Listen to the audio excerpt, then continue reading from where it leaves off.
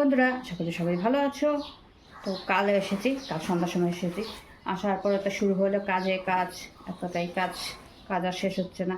সকাল হতে না হতেও কাজ করেই যাচ্ছি, কাজ শেষ হচ্ছে না। কাজ দেখতে দেখতে শরীরটা খারাপ লাগছে। শরীর খারাপ হলে চোখে কিছু দেখি না, অন্ধকার দেখি।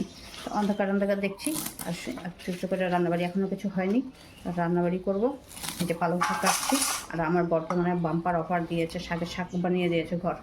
তো দেখাচ্ছি, এই দেখো লাউ শাক কয়টি আছে, এই খুলে যাচ্ছে। আবার লাউ শাক এতগুলো আছে, পুরো লাউ শাক দিয়ে আমি ঢেকে যাবো। তো লাউ শাক এই যে এইখানে হলো লাউ শাকে বললাম না অফার দিয়েছে কত বাম্পার।